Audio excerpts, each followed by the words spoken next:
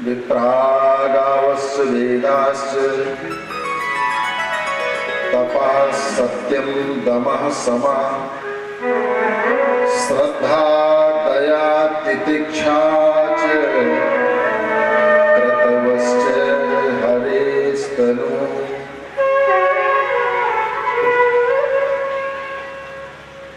बाबा नंद और यशोदा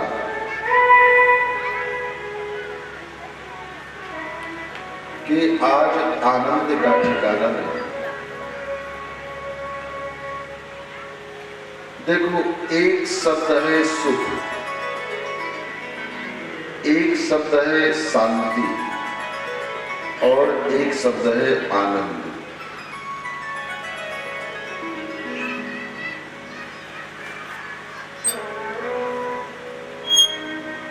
सुख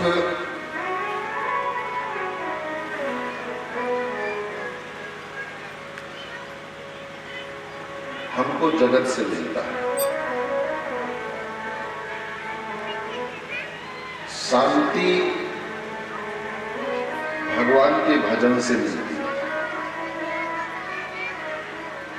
और आनंद भगवान से मिलता है।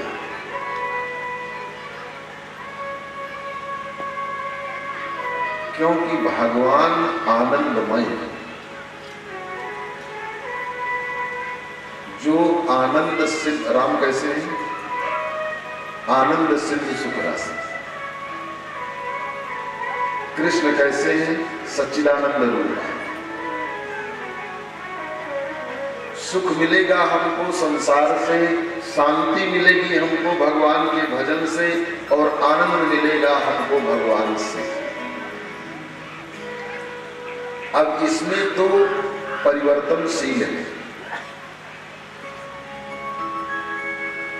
कई बार हम कहते हैं कि हम सुखी हैं, बड़ा सुख है, लेकिन वो सुख कब दुख में बदल जाए कोई भरोसा नहीं। कई बार हमें भी कहते नजर आता है कि हम बड़े दुखी हैं, बहुत दुखी। अच्छा, एक और बड़ी बात, सुख जिनसे मिलता है दुख भी उन्हीं से मिलता है।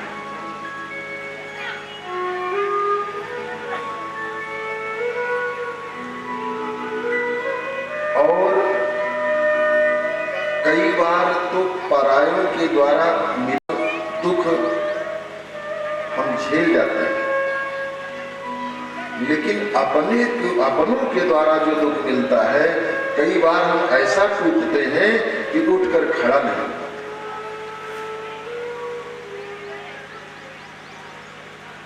तो सुख इस संसार से मिलता है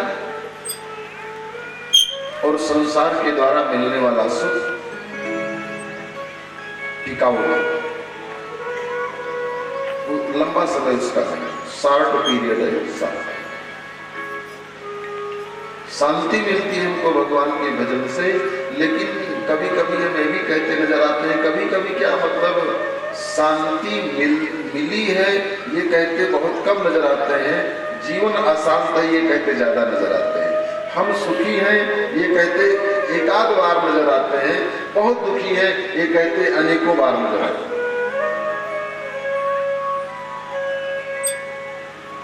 एक और बात, हिंदी के शब्दकोश में जितने भी शब्द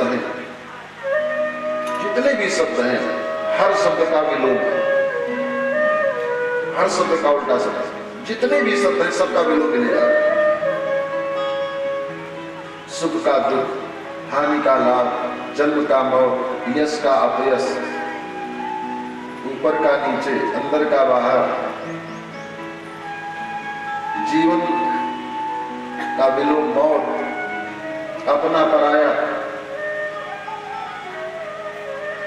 आनंद एक ऐसा शब्द है जिसका विलोम नहीं मिलेगा हिंदी के शब्दकोश। आनंद का उल्टा शब्द, अगर सुख मिला है तो वो प्रत्येक दिन प्रतिदिन, क्षण प्रतिक्षण, पल प्रतिपल वो डिप डिप्रिसिएट हो रहा है, कम हो रहा है, क्षीण हो रहा है। शांति मिली है तो प्रत्येक पल में शांति हमारी जा रही है। अशांति का समय नजदीक आ रहा है, दुख सुख मिला है तो दुख का समय नजदीक आ रहा है। लेकिन आनंद वो चीज है जो एक बार मिल गया तो क्षीण नहीं होना है, उसमें उत्तरोत्तर वृद्धि होगी। क्यों? क्योंकि आनंद परमात्मा से संबंधित है। परमात्मा का स्वरूप आनंद का है। एक बार स्वामी रामतीर्थ के चरणों में बैठा एक शिष्य ने प्रश्न किया कि गुरुजी, सुख भी बदल जाता है, शांति भी बदल जाती है, इस संसार में प्राप्त करने योग्य वस्तु क्या है, ग्रहण करने योग्य वस्तु क्या है? मुझे किताब में मैंने पढ़ा था ये प्रसंग, और वो पुस्तक अंग्रेजी में थी। शिष्य ने पूछा कि ग्रहणीय वस्तु क्या है, प्राप्त करने योग्य वस्तु क्या है? स्वामी रामतीर्थ ने कहा, happiness is the good only, केवल आनंद और कुछ। शिष्य ने पूछा, गुरुजी ये कहां मिलेगी, कब मिलेगी और कैसे मिलेगी?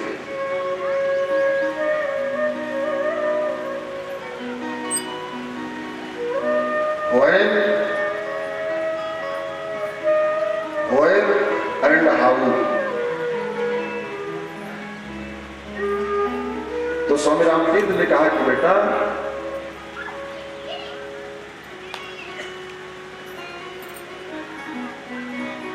the place to be happy is here, the time to be happy is now, the way to be happy is to make others so.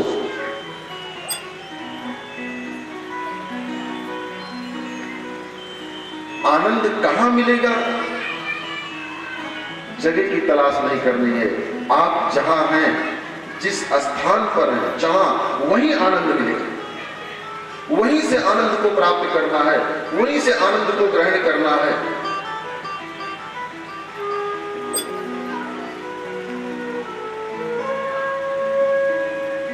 कब मिलेगा?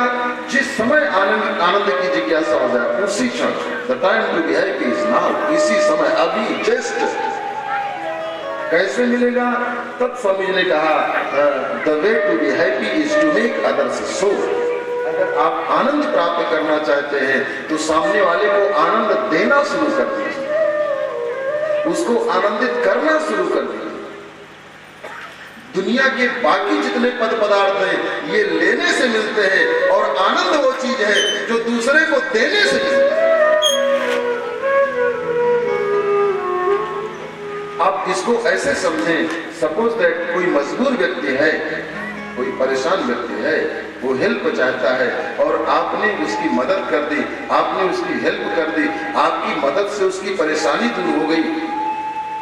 मुझे लगता है कि उससे ज्यादा खुशी अपने मन में आ जाती है कि आज मैंने कोई नेक काम कर दिया, आज मैंने कोई अच्छा कार्य कर दिया। साहब,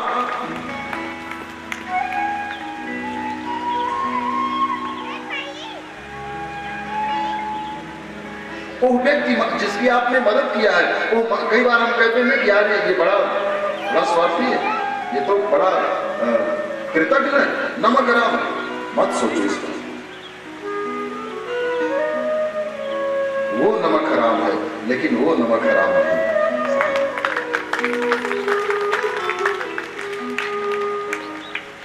एक बात। दूसरी बात, आप मत मान करो कि आप किसी इंसान की मदद कर रहे हैं, आप किसी इंसान की हेल्प कर रहे हैं। आप नेक कार्य इसलिए करो कि मैं सामने वाले के स्वरूप, उसके शरीर नहीं, बल्कि इसके अंदर परमात्मा बैठे। हम परमात्मा, हम एक दूसरे से नमस्कार करने में शर्म करते हैं लोग। भैया, हम बैठ नमस्कार करें, जब वो नहीं करते तो हम क्यों करें? कभी मत सोचो। नमस्कार करता कौन? राम राम कौन करता? भैया राम राम कौन करता है? राम राम राम राम ही करते हैं। और किसको करते हैं? राम राम राम राम ही करते हैं और राम राम को ही करते हैं। हम आप राम राम करते हैं किसी? अच्छा एक बार बताओ, अंदर के राम नाम निकल जाए और लोग बांस वांस काटने लगे कि भैया अल्लाह सजा ले चलो, उसके बाद राम राम कर सकता है वो? उसके बाद तो किसी को राम राम कर सकता है? क्यों? करो, वही मुंह है वही शरीर है, लेकिन नहीं हो सकता ना। इसका मतलब अभी तक राम राम कौन करता था? जो अंदर राम राम थी। तो हम ये मान कर न चले कि इनका नाम अमुक है, इनका ये गांव है, इनका ये शरीर है। हम ये मानकर चले कि इनके अंदर वही आत्मा है जो आत्मा हमारे अंदर है। हम इनको नहीं, हम इनके अंदर की आत्मा को राम राम। कितनी भी लड़ाई हो, 2-4 दिन से बोलचाल बंद हो, सामने पहुंचने के बाद अच्छा ये भी मत सोचो कि ये छोटे हैं। अच्छी बात है अगर छोटा किसी बड़े को राम राम करे, बहुत अच्छी बात है। लेकिन अगर छोटा आपको नमस्कार नहीं कर रहा है तो आप बड़े हैं, आप नमस्कार करें। बेटा नमस्कार। एक बार 2 बार में तो शर्म आएगी, बाद में पैर से न सुने। कब तक? 2-4 लोगों के बीच में अगर उससे उसने नमस्कार नहीं किया, पैर नहीं छुआ और आपने कह दिया कि बेटा नमस्कार, कैसे हो मेरे बेटे? लाल मेरे कैसे? अब वो क्या करेगा बताओ? या तो कहेगा धरती फट जाए समा जाऊं, या तो उसका पैर छूने छूट जाए। अब निहते राक्षस होगा तो फिर आप जहां पहुंचेंगे वहां से हट जाएगा, देखते ही दूर हो जाएगा, भैया तुरंत नमस्कार करेगा।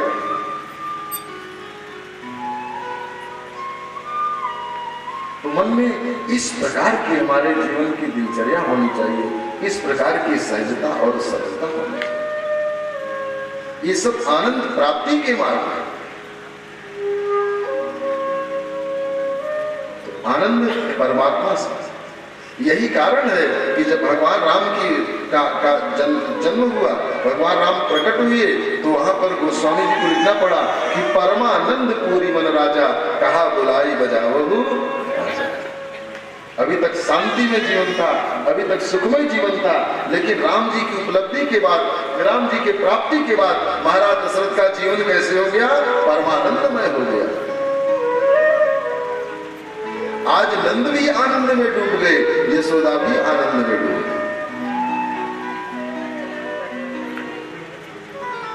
हम लोग भगवान श्री कृष्ण की बाल लीलाओं को में प्रवेश करेगा था। एक बात और, भगवान के जन्मोत्सव का फल क्या? जितने भी शास्त्र और हमारे पुराण हैं, इतने कैलकुलेटेड हैं। साथ आप चाहे रामचरितमानस पढ़िए, चाहे श्रीमद् भागवत पढ़िए, प्रत्येक प्रसंग की फलश्रुति, या तो प्रसंग के प्रारंभ में उस प्रसंग का फल क्या है, या तो प्रसंग के अंत में उस प्रसंग का फल क्या है। आप रामचरितमानस का बालकांड समाप्त करें, समाप्त कहां से होता है बालकांड रामचरितमानस का? सिय रघुवीर विवाह जे सप्रेम गा वही सुनहि, इनका परम पूछा मंगलाय तन राम। आप अयोध्या कांड को विश्राम करें, फलश्रुति से विश्राम होता है। भरत चरित करने जे सप्रेम सागर सुनहि, राम पद प्रेम अवश्य होय भव रस विरति।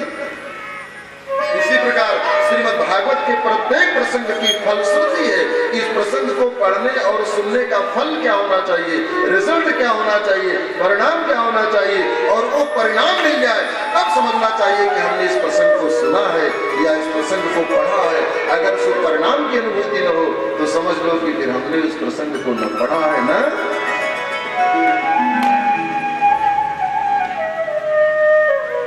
भगवान के जन्मोत्सव का फल क्या है? के जन्मोत्सव मनाने का परिणाम क्या? आज तक हम लोग कितनी बार जन्मोत्सव मना चुके हैं?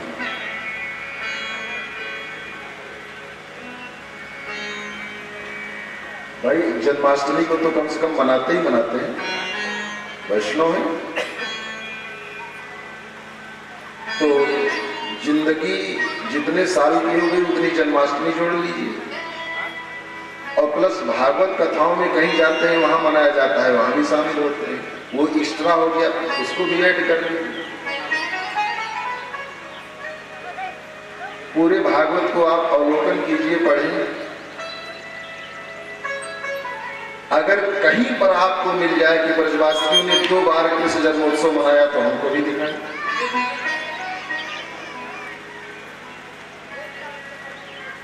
बाबा नंद ने, यशोदा ने, गोपियों ने, ग्वालों ने, ब्रजवासियों ने जिंदगी में दोबारा भगवान का जन्मोत्सव नहीं मनाया, एक ही बार। और हम लोग न जाने कितनी बार मनाए। उनका एक ही बार का मनाना मन गया, और हम 108 बार मना चुके, मना ही नहीं अभी तक।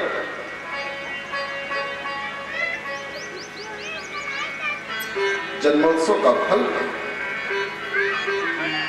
बड़ा सुंदर श्लोक है श्रीमद् भागवत। आयु श्रिया आयु श्रियम यशो धर्मम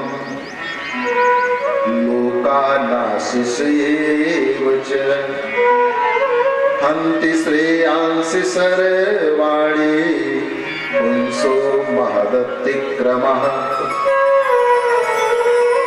भगवान श्री कृष्ण के जन्मोत्सव के 4 फल। आयु, जो गोविंद का जन्मोत्सव मना लेता है उसकी अकाल मौत, उसको जिंदगी पूरी मिल जाए, उसकी उम्र पूरी। कितनी भी विपत्ति आए जीवन में, मृत्यु तुल्य कष्ट आए, लेकिन वो मरेगा नहीं, जिंदगी पूरी जिएगा। क्यों? क्योंकि भगवान का जन्मोत्सव मनाया है। प्रमाण के रूप में देख लीजिए आप, वृंदावन में अगासुर आया, बकासुर आया, पूतना आई, केसी आया, व्योम आया, भीषण दावानल अग्नि लगी। राक्षसों की कौन कहे, देवराज इंद्र ने इंद्रा प्राचोदयत कुर्ता गणम सांबार्थकम नाम मेघानाम चांतिकारिणम। एक भी बालक मरा, एक भी ब्रजवासी मरा, एक भी ग्वाल मरा, एक भी गोपी मरी नहीं मरी। क्यों? क्योंकि इनका जन्मोत्सव। आयु श्रियम, श्रियम माने लक्ष्मी। हम आप पक्के मकान में रहते हैं, महल में रहते हैं, और ये जितने ब्रजवासी हैं ये सब वृंदावन में घास फूस की झोपड़ी, हमें तो लगता है कि झोपड़ी भी नहीं थी। जो वहां पर्वतों पहाड़ों में जो गिरी कंदरा होती है उसी में घुस करके रहते थे।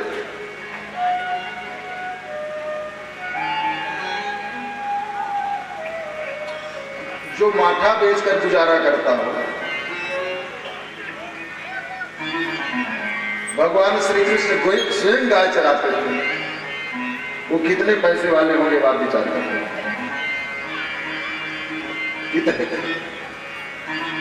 नहीं, मैं वो बात नहीं कर रहा हूं, मैं तो केवल भागवत की बात कर रहा हूं कि आप स्वतः इस बात पर, ये अलग की बात है कहने को यहां से बैठकर क्या बता दिया जाए, क्या कह दिया जाए, लेकिन वास्तविकता पर अगर आप स्वयं दृष्टिपात करें। एक गोपियां सब छाछ बेचती थी, दही बेचती थी, मक्खन बेचती थी। तो जिसकी घर की औरतें मटकी में दही, मक्खन और मट्ठा लेकर के बेच कर निकले और लौट कर आए तो गुजारा करे, वो परिवार कितना अमीर, कितना पैसे वाला है।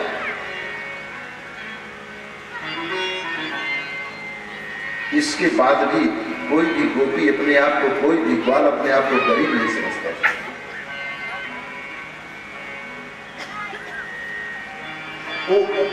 वो अपने आप से अमीर किसी को समझते ही नहीं थे। क्यों? क्योंकि भगवान श्री कृष्ण का अवतार हुआ तो लक्ष्मी जी स्वयं ब्रज के कण कण में जाकर के प्रवेश हो गए।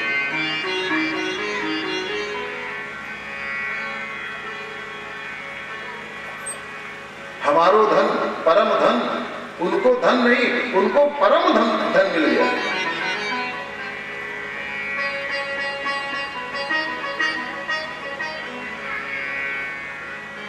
आयु श्रियम मतलब जन्मोत्सव मनाने का मतलब यह है कि हम अमीर हो गए। अच्छा, और अमीर होने का मतलब क्या है भैया रे? अमीर होने का मतलब ये नहीं कि 2-4 मकान बन जाए। अमीर होने का मतलब ये नहीं करोड़ों आपका बैंक बैलेंस बन जाए। अमीर होने का मतलब नहीं 10-5 गाड़ियां आपके दरवाजे पर खड़ी हो जाए। अमीर होने का मतलब नहीं है कि आप राशि जीवन जिए। अमीर होने का मतलब है कि आपके अंतर्मन में धन के प्रति जो आसक्ति है, जो लोभ है, जो लालच है, वो दूर हो। अमीर का मतलब यह है कि बाहर से आपके पास संपत्ति नहीं है बेशक, लेकिन अंदर से आप दरिद्र ना हो। और करोड़ों की संपत्ति होने के बाद भी लूटने की, झूठ बोलने की, किसी को दबा कर लेने की, बेईमानी करने की, ऐसी आग लगे ऐसी अमीरी में जरूरत क्या है? जो है जितना है आपके सात्विक कर्म के द्वारा परमात्मा की कृपा से आप उसमें मस्त और आनंद का। आयु श्रियम और तीसरा फल क्या है? यशो। कहो हम अपने यश के लिए, सम्मान के लिए पोस्टर लगवाते हैं, बैनर लगवाते हैं, प्रचार करते हैं, समाज में जाते हैं कि 10 लोग कहें फलाने आए, और उसके बाद भी अपयश ही मिलता है। बहुत बड़ा पद प्रतिष्ठा धन संपत्ति हो, सामने पढ़ने पर लोग दौड़ते हैं, आगे पीछे होते हैं, हाथ जोड़ते हैं, सम्मान करते हैं, लेकिन जैसे ही गाड़ी में बैठ करके बाहर निकलते हैं तो 4 लोग कहते हैं देखो बड़का।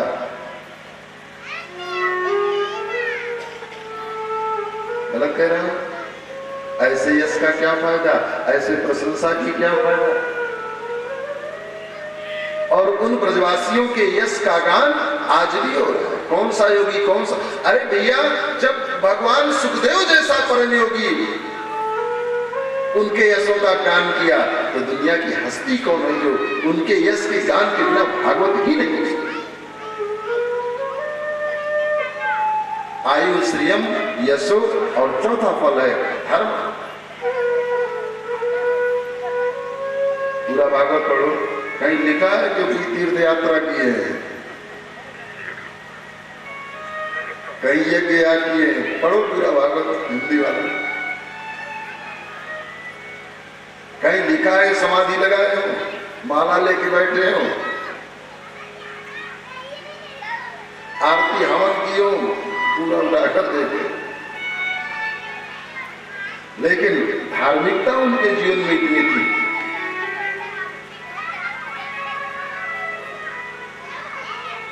कि उनसे धार्मिक कोई हुआ है?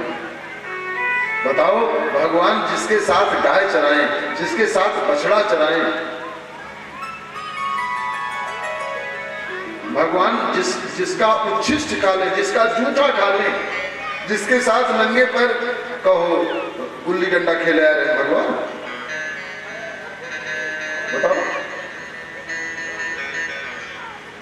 लेकिन उन मित्रों के साथ, उन सखाओं के साथ आनंद कंद, ब्रजचंद्र, मुरली मनोहर, नंद नंदन, यशोदा नंदन, जन मन रंजन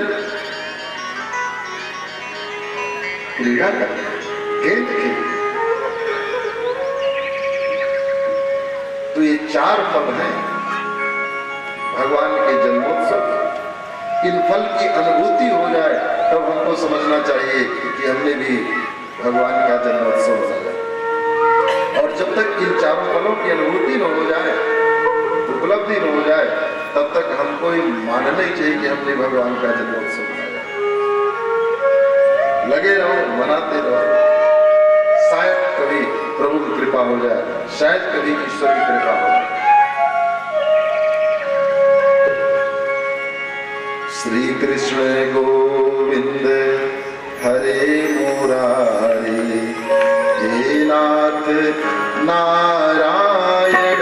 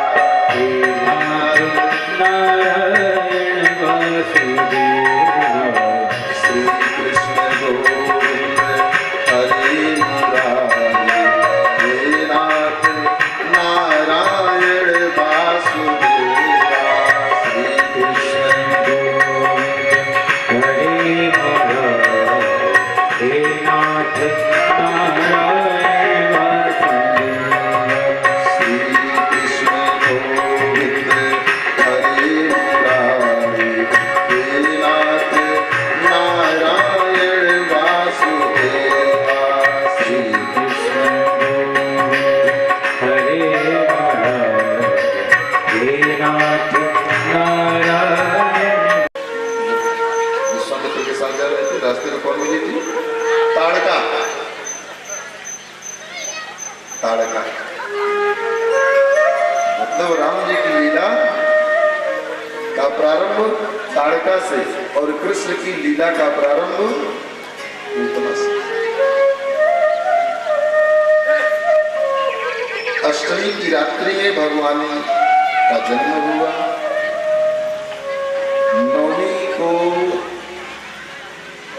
नंदोत्सव मनाया गया। त्रयोदशी को नंद बाबा मथुरा से गोकुल जाते, कंस को कर देंगे, और चतुर्दशी को पूतना मथुरा से गोकुल आती।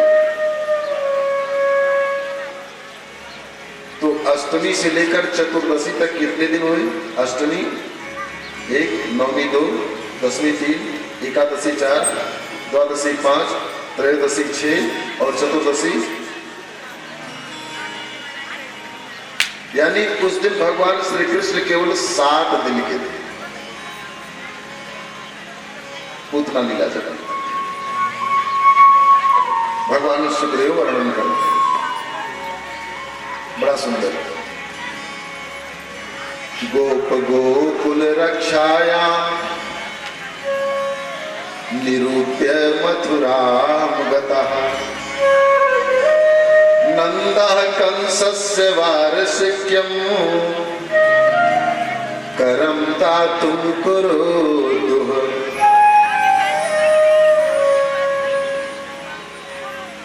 त्रयोदशी के दिन नंद बाबा ने गोकुल के सभी बड़े बुजुर्गों को बुलाया, समझदार लोगों, और कहने लगे कि भैया आज मैं मथुरा जा रहा हूं और आज मैं शाम को लौटूंगा नहीं, कल आऊंगा। तो तुम लोग सोना मत, सब लोग, और सोना तो बारी बारी से टोली बना लो। गांव के चारों तरफ पहरा देते रहना। रात में पहले पहरा होता था ना, सो जागते रहो जागते रहो। अब पहरा नहीं होता, पहले होता। अच्छा, पहले पहरा होता क्यों था, अब क्यों नहीं होता? पहले होती थी चोरी और अब होती है सीना जोरी। पहले लोग जब घर के लोग सोए रहते थे तब चुराते थे, और अब तो घर में घुसकर जगा करके ले जाते हैं। उठो,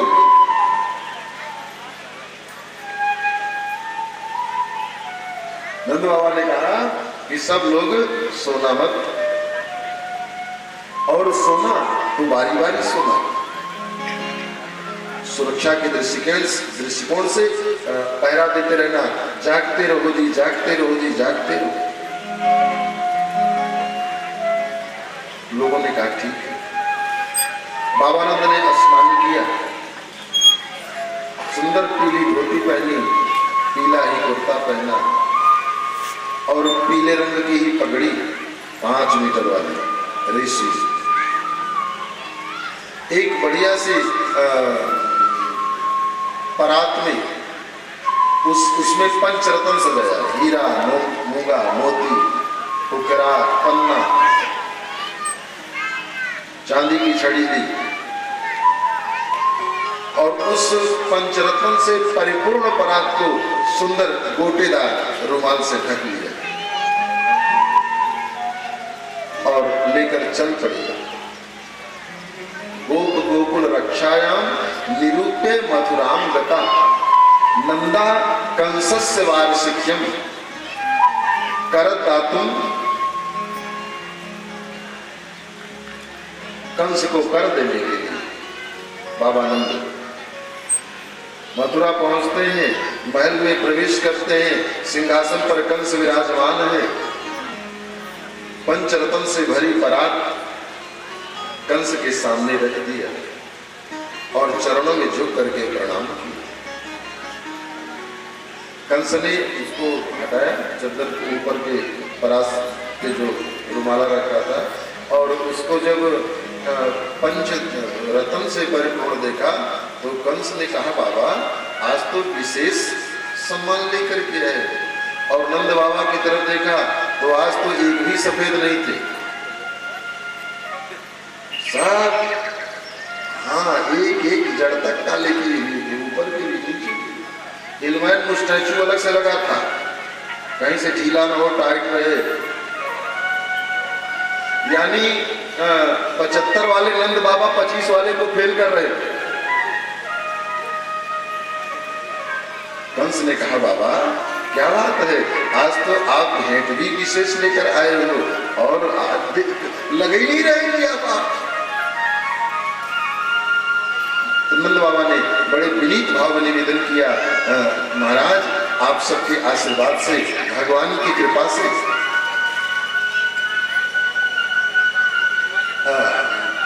बुढ़ापे का सहारा मिल गया, जीवन का आश्रय मिल गया, छड़ी मिल गई। मेरी भार्या यशोदा ने बुढ़ापे में पुत्र को जन्म दे दिया, हमारा जीवन कृतकृत्य हो गया, हमको भी बुढ़ापे का आश्रय मिल गया महाराज। नंद बाबा कंस बड़ा प्रसन्न हुआ, आप तो मेरे बड़े प्रिय हैं, आप तो मेरे बड़े स्नेही हैं, बड़ा अच्छा, बड़ी खुशी की बात है, बड़ी प्रसन्नता की बात है। आपका बेटा शत्रुओं का विजेता हो, दीर्घायु हो, घर घर आपके बेटे के मंदिर बने, जन जन आपके बेटे की पूजा करे। और क्या कहूं महाराज, बाबानंद, मैं तो कहता हूं कि मेरी भी उम्र आपके बेटे को लग जाए। अब देखो कंस को क्या पता था कि जिसको आशीर्वाद में मैं अपनी उम्र दे रहा हूं वो मेरी जिंदगी लेने आया है और काम नहीं किया है। इतना आशीर्वाद दे गया, शत्रुओं का विजेता हो, घर घर तुम्हारे बेटे के मंदिर बने, जन जन तुम्हारे बेटे की पूजा हो, मेरी भी उम्र तुम्हारे बेटे को लग जाए। नंद बाबा बड़े प्रसन्न।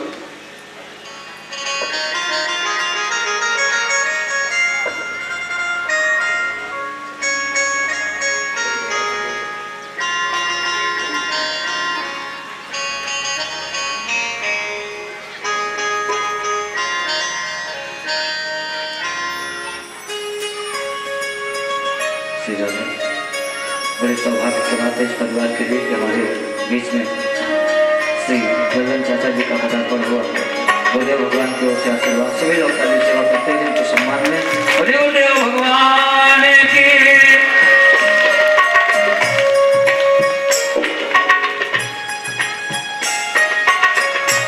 बाबानंद बड़े प्रसन्न हुए, बड़े आह्लादित हुए। वहां से लौट करके वसुदेव जी के पास आए, नंद जी। दोनों ने एक दूसरे को प्रणाम किया, अभिवादन किया और नंद बाबा ने स्वयं वार्ता प्रारंभ किया। अहोते देवकी पुत्रा कंसेन बहवो हता, वशिष्ठा वर्जा कन्या सापि दिवं गता। नंद बाबा ने कहा, मित्र वसुदेव, मुझे बड़ा दुख है। देखो अपनी खुशी नहीं बताई, अपनी बात नहीं बताई कि मेरे यहाँ बेटा हुआ है, बड़ा उत्सव मनाया गया, बड़ा आनंद मनाया गया, बड़ा उत्साह है। नंद बाबा समझ रहे हैं कि अगर मैं अपने सुख की बात करूंगा तो इनको दुख होगा, इसलिए मित्र को पहले उसके दुख में शामिल हो, अपने सुख को मत शेयर कर।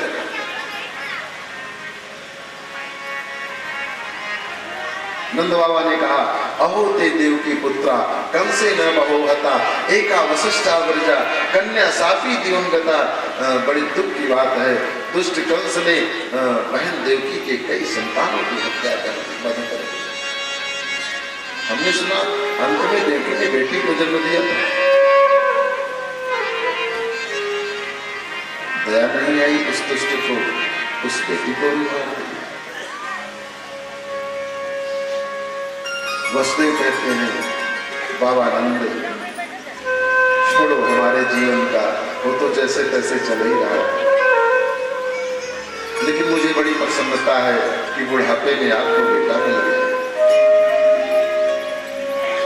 देखो, एक मित्र अपने सुख की चर्चा नहीं कर रहा है और दूसरा मित्र अपने दुख की बात को दबाना चाहता है कि मेरे दुख के चक्कर में आप अपने सुख की आहुति मत दीजिए। वसुदेव का उद्देश्य है और नंद का उद्देश्य है कि अगर मैं अपने सुख की चर्चा करूंगा तो इनके मन में बात आएगी कि काश मेरे भी बच्चे होते, न मारा होता। इसी को कहते हैं, जे न होहि दुख मित्र दुखारी, तिनहि दिलोकत पातक भारी, निज दुख गिरि सम रज करि जाना, मित्रक दुख रज मेरु सम।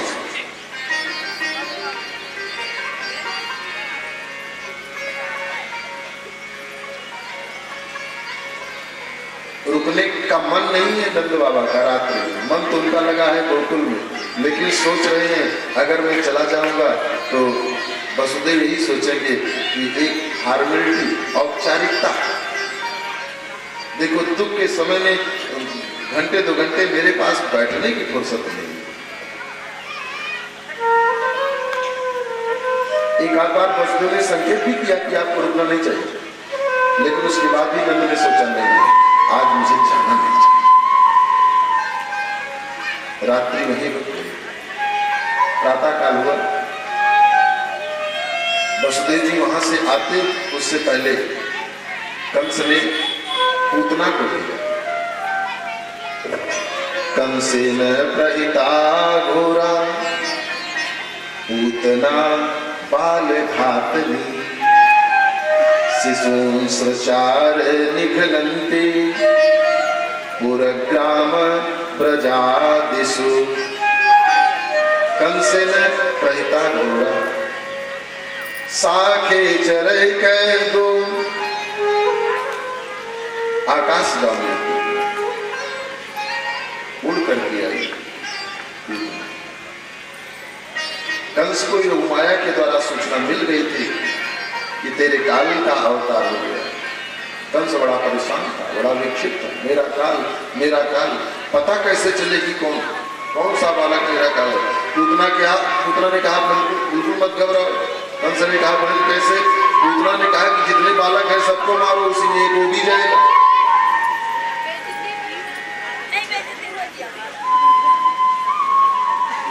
पूत माने पवित्र, ना माने नहीं।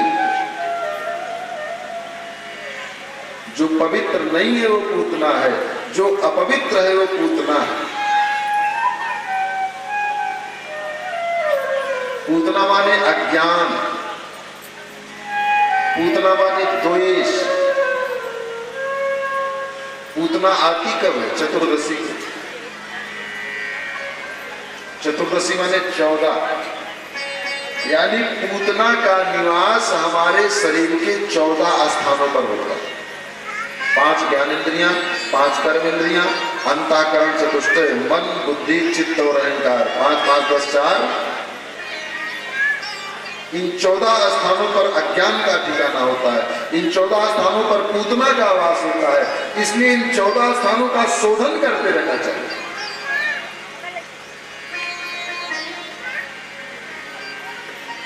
मथुरा में आकाश में उड़ी और जब नीचे उतरी तो नंद बाबा का द्वार था, बाबा आनंद का दरवाजा खुला है। आंगन में पालने पर भगवान श्री बालकृष्ण लेटे हैं यशोदा और रोहिणी घर के अन्य कामों में लगी हैं। पूतना दरवाजे में उतरी और सीधा अंदर प्रवेश किया। एक और बात, पूतना है राक्षसी, लेकिन उसको देखने के बाद मजाल क्या कि कोई राक्षसी समझ ले उसको।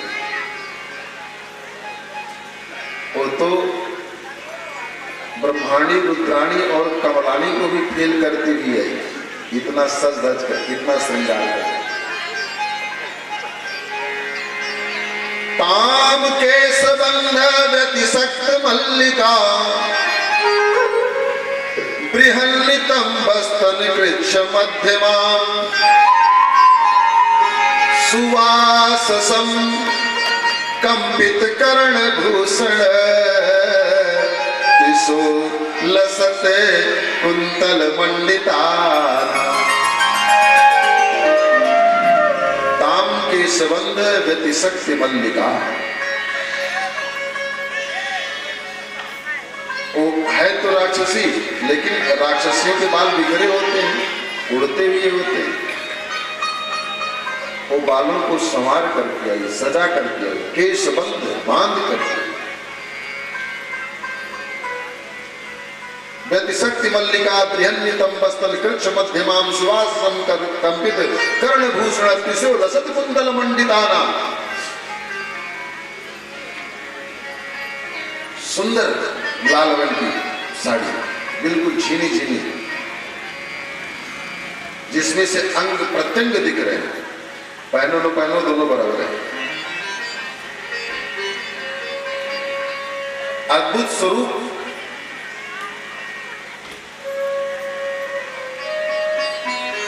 पालने के पास पहुंची, कोई बात नहीं, कोई जीत नहीं, सीधा बाल कृष्ण को गोद में उठा लिया। यशोदा ने देखा, यशोदा ने कहा बहन रोहिणी देखो देखो, ये मैं इसको पहचानती भी नहीं, जानती भी नहीं, मेरे बेटे को गोद में उठा लिया, आखिर है कौन, पूछो तो। रोहिणी ने कहा मैं तो बाहर की हूँ, आपके गांव देश की है, आप देखो, आपको नहीं पता। नहीं मैंने तो इससे पहले कभी देखा नहीं, पूछो तो। रोहिणी ने कहा मैं कैसे पूछूं, आप पूछो। पूतना का वस्त्र, पूतना का आभूषण, पूतना का श्रृंगार इतना टाइट था, भौकाल इतना था कि यशोदा और रोहिणी की हिम्मत नहीं पड़ी कि पूछ ले कि बहन तुम हो कौन, मेरे बेटे को बिना। दोनों के अंदर भय व्याप्त हो गया। लगता है किसी बहुत बड़े राजा महाराजा की बहू बेटी होगी भैया, और अगर पूछ ले कि तुम कौन हो, कहीं गड़बड़ न हो जाए। हिम्मत नहीं पड़ी, साहस नहीं पड़ा कि ये पूछ ले कि बहन मेरे पास आओ, स्वागत सत्कार मैं करती हूँ, बिठाती उठाती हूँ, चाय नाश्ता करो, बाद में मैं लाला का दर्शन करा दूंगी, आपकी गोद में दे दूंगी। लेकिन ये क्या मतलब है कि मुझसे बातचीत नहीं, और पहुंचते ही आपने हिम्मत नहीं पड़ी। दोनों एक किनारे खड़े, और भगवान श्री कृष्ण को गोद में पूतना नहीं उठाया, गोद में लेते ही अपने आंचल से ढक लिया। और ढक करके किया क्या, देखो पूतना का बाह्य स्वरूप तो इतना सुंदर है कि उमा रमा ब्रह्माणी भी रो रही है, लेकिन अंदर वो अपने स्तनों में जहर लगा करती है, विष में जहर लगा करके, कालकूट लगा करके, हलाहल लगा कर आई। भगवान सुखदेव बोलते हैं तस्मिन् स्तनम दुर्जर वीर्य बलबणाम, तस्मिन् स्तनम दुर्जर वीर्य बलबणम, घोरांगमादाय शिशोर्ददावत, गाढ़ं कराभ्याम भगवान प्रपीड्य तत् प्राणम। गाढ़ं प्रकार गाढ़ं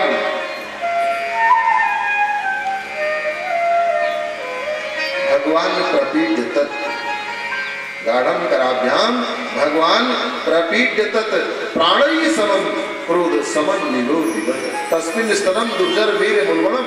स्तनों में जहर लगा कर आइए, स्तनों में विष लगा करके आइए, और आंचल से ढकते ही स्तनों को बाहर निकाला और भगवान कृष्ण के मुखमंडल में डाल दिए।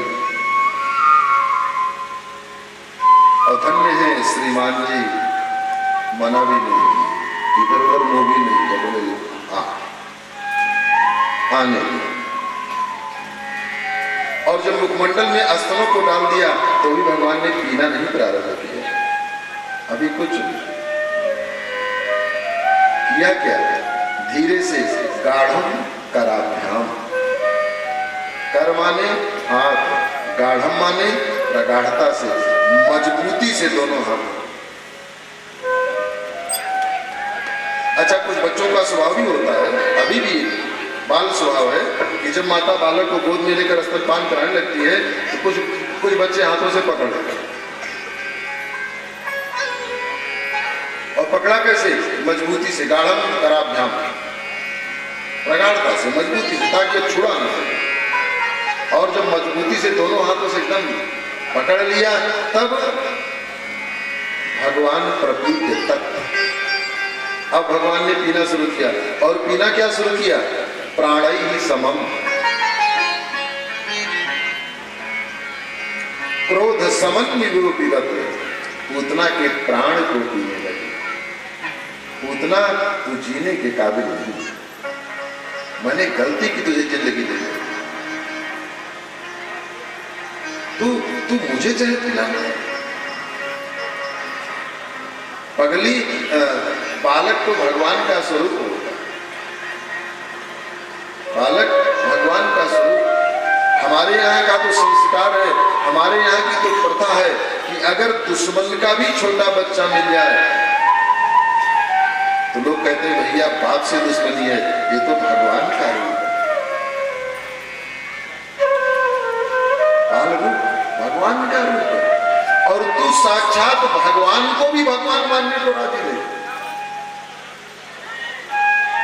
क्रोधित हो गए, नेत्र प्रबंध किया, भगवान शिव का स्मरण किया, बाबा आओ, ये काम तो तुम्हारा है, मैं तो यहाँ माखन मिश्री खाने आया, मुझे क्या पता चला कि पहले ही मौके पर, पहले ही चौराहे पर कूदने मिलेगी चार मिलाने की। आओ, प्राणी समम क्रोध समन निरूपित।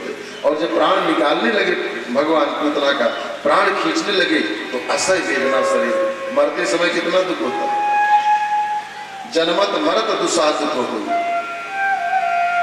जब पूतना के प्राण निकालने लगे, मृत्यु तुल्य दर्द पूतना के शरीर में मर्म स्थान फटने लगे, तब पूतना चिल्लाई, सामुंच मुंचालमिति प्रभासिणी निष्पीड्यमाना खिल जीव मर्मणि विवृत्य नेत्रे चरणो भुजो मुहुः प्रसन्न गात्रा क्षिपतिरुरोधः। सामुंच मुंचालमिति प्रभासिनी, मुंच मुझे छोड़ दे, लाला मुझे छोड़ दे, कन्हैया मुझे छोड़ दे। निष्पीड्यमाना, मेरे प्राण निकल जाएंगे, मैं मर जाऊंगी। चिल्लाने लगी, कन्हैया मुझे छोड़ दे, लाला मुझे छोड़ दे। भगवान ने धीरे से डांट दिया, चुप चुप चुप, क्या कहती है, छोड़ दे छोड़ दे। और बड़ी सुंदर बात कही, भगवान ने कहा, पूतना दुनिया मुझे पकड़ने के लिए दौड़ रही है और मैं किसी की पकड़ में आता। तू सराहना कर अपने भाग्य की, दुनिया मुझे पकड़ने के लिए दौड़ रही है, मैं किसी की पकड़ में आता नहीं और मैं किसी को पकड़ता नहीं। किंचित मैं किसी की पकड़ में आ गया तो ज्यादा दिन टिकता नहीं, छुड़ा कर चल देता हूं। और मान लो कदाचित मैंने किसी को पकड़ लिया तो छोड़ने छुड़ाने का मतलब ही नहीं है।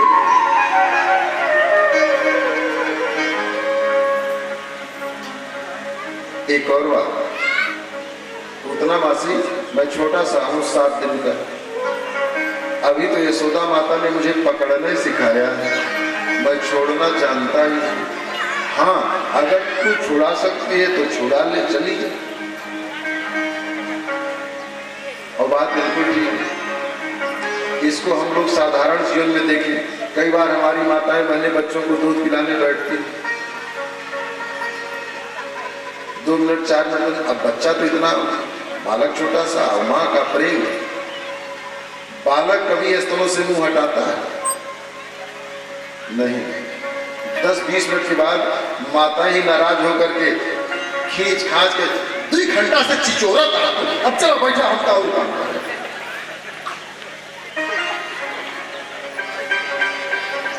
वो तो छोड़ता नहीं, यही झटक पटक कर किनारे करती है और रोआ चाहेगा वह हम का। आज भगवान ने भी यही बात कही कि देख मैं तो छोड़ नहीं सकता, अगर तू छुड़ा सकती है। जब प्राण निकलने लगे तो पूतना जी ने जो बनावटी श्रृंगार करके आया था, उसका उजोन पसीना पसीना होने लगा दर्द के मारे।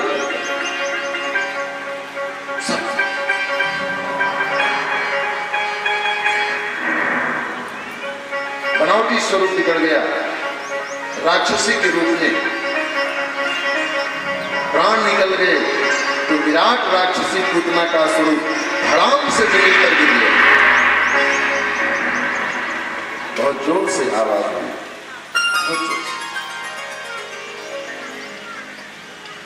बाबानंद रास्ते में थे, दौड़कर आ गए। माता यशोदा दौड़कर बाहर पहुंची, रोड़ी ग्वाल बाल सखियां, देखा तो पूतना का विशालकाय शरीर जमीन पर निष्प्राण होकर के पड़ा है और नन्हे से कन्हैया अभी पूतना के स्तनों से चिपके हुए। माता यशोदा ने जाकर के पूतना के गोद से भगवान श्री कृष्ण को गोद में उठाया, यमुना जी ने स्नान कराया, गाय के मुंह से झाड़ा लगाई। सारे ग्वाल बाल गोपियां कहते हैं कि हे भगवान, अगर कन्हैया नीचे पड़ता और ये ऊपर होती तो भगवान जाने क्या हो जाता। ये तो शुक्र है कि दुष्टनी नीचे पड़ी, ऊपर मेरा गोविंद पड़ा।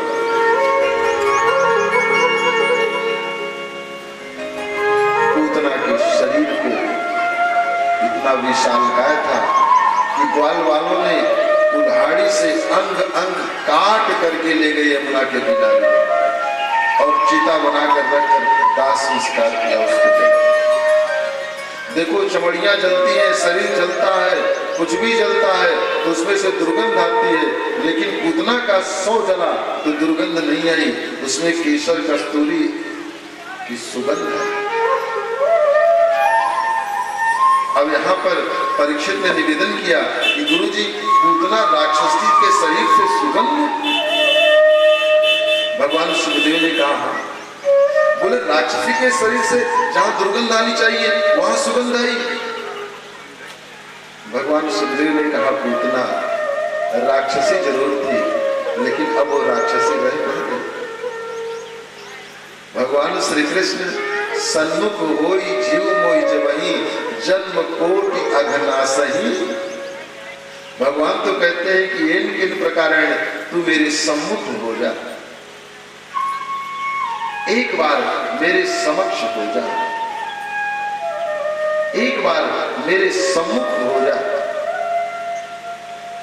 और सम्मुख होते ही एक जन्म के नहीं, जन्म कोटि अघनासहि तबहि, जन्म जन्मांतर के पापों का विनाश हो जाता है, जन्म जन्मांतर के अपराधों का विनाश हो जाता है, जन्म जन्मांतर के उसके अग दूर हो जाते हैं। सन्मुख होई जीव मोई जबहि जन्म कोटि अघनासहि तबहि। अब तो पूतना परम पुण्यात्मा बन गई और भगवान श्री कृष्ण की कृपालुता देखते पूतना को सदगति मिली। वो सदगति पूतना को भगवान कृष्ण ने दिया जो माता यशोदा को देनी चाहिए वो पूतना ले गई और सुखदेव को कहना पड़ा। भगवान श्री कृष्ण की इस कृपालुता को देखकर आचार्य सुखदेव के नेत्र सजल हो गए थे कुछ पल के लिए। अहो बकीयम स्तन कालकूटम जिघांसया पायदप्य साध्वी लेभे गतिम धात्रिच्युतम ततोन्यम तम वह दयालुम शरणम व्रजेम। भगवान सुखदेव कहते हैं अहो वकील, पूतना नाम तो इसका बाद में पड़ा, इसका असली नाम है बकी। ये बकासुर राक्षस की बहन है बकी। अहो बकीयम स्तन कालकूटम, धन्य है वो बकी नाम की राक्षसी, धन्य है वो पूतना नाम की राक्षसी। स्तन कालकूटम, स्तनों में जहर लगा करके गई, विष लगा करके गई, कालकूट लगा करके गई, हलाहल लगा कर गई, लेकिन भगवान की दयालुता देखो, भगवान की कृपालुता देखो।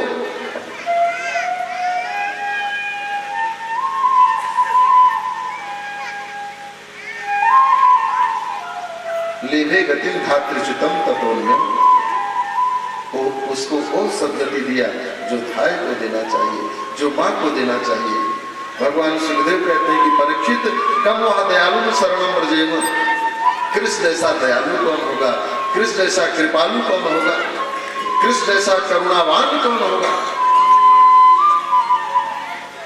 अगर पूतना को सदगति प्रदान किया, अब विचारणीय बात है कि हम लोगों ने पूतना इतना तो अपराध नहीं किया, हम लोगों ने पूतना जैसे तो अभी तक ऐसा कृत्य नहीं किया। तो अगर पूतना का उद्धार भगवान कर सकते हैं, पूतना को भगवान सदगति दे सकते हैं, तो क्या हम लोगों को नहीं देंगे? अवश्य देंगे, क्यों नहीं देंगे? फिर हमको भगवत कृपा क्यों नहीं हमारे ऊपर हो रही है, क्यों हमको परमात्मा के दर्शन नहीं हो रहे हैं?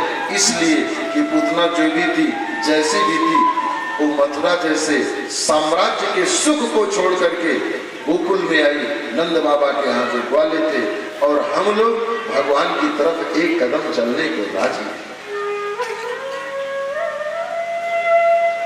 भगवान तो कहते हैं कि ऐ मानव, जो तू आवे एक पग तो मैं आऊं पग 60। अगर तू मेरी तरफ एक कदम आगे बढ़ाएगा, मैं तेरी तरफ 60 कदम आऊंगा। भैया,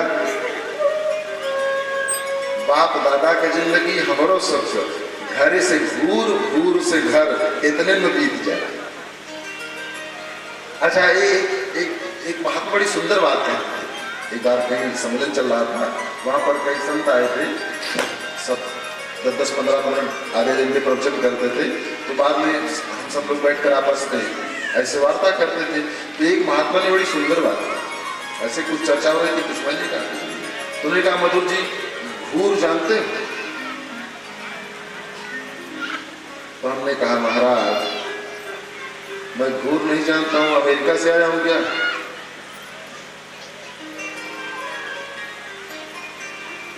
बिल्कुल जानता हूं। बोले क्या होता है?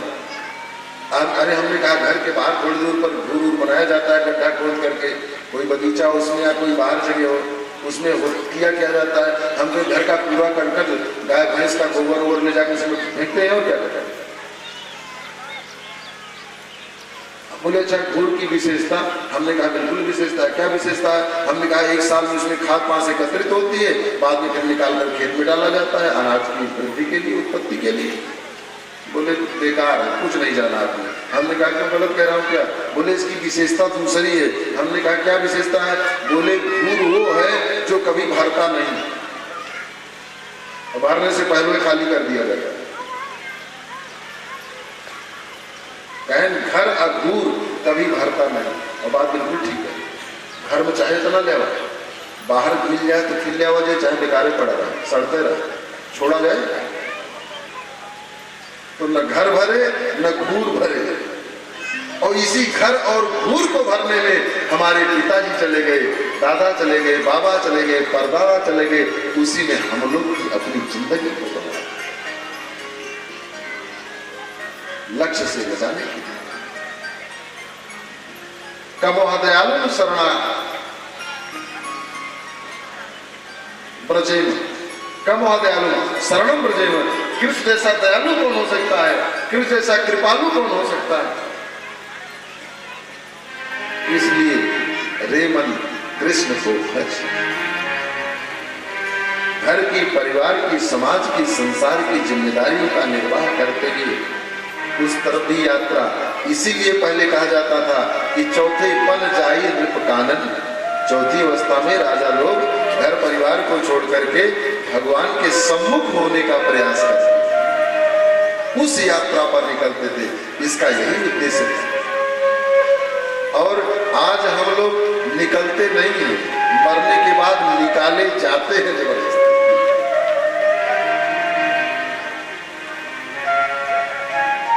कम दयालु शरणम ब्रज। मेरी प्रभु से एक प्रार्थना है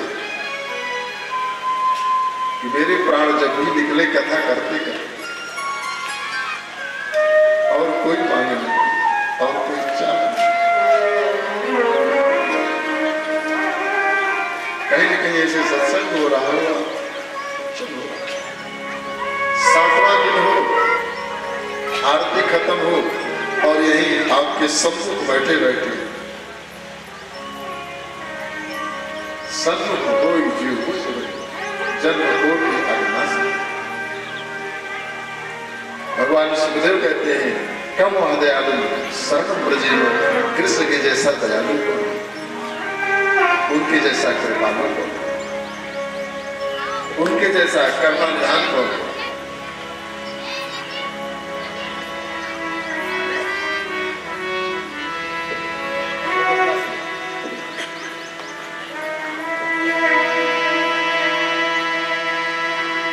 करुणानिधि नाम तेरा,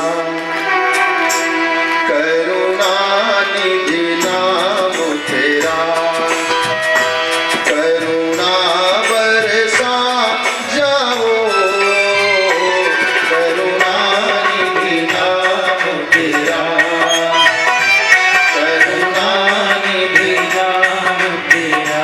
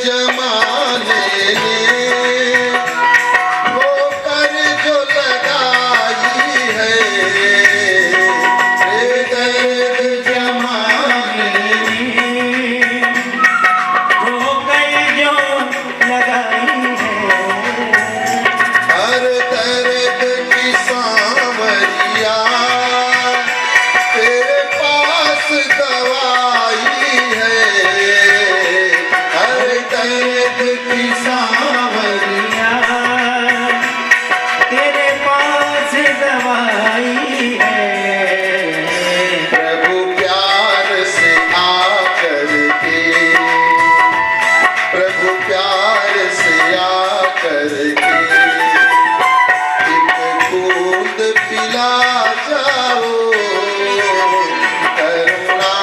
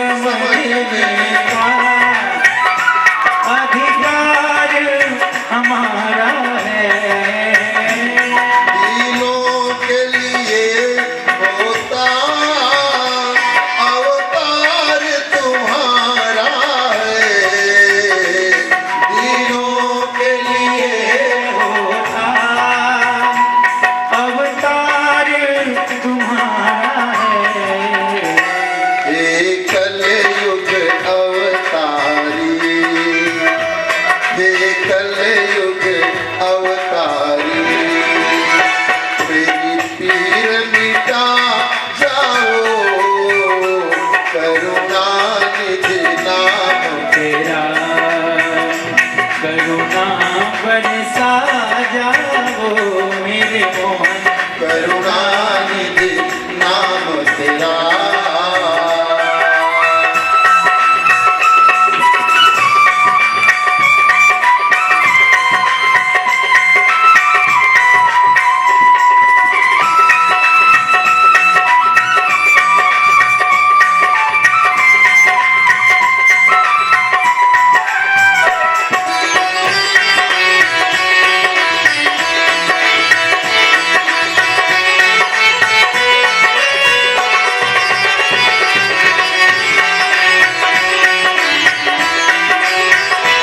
हम दुखियों के खातिर दरबार लगाते हो, हम दुखियों की खातिर दरबार लगाते हो।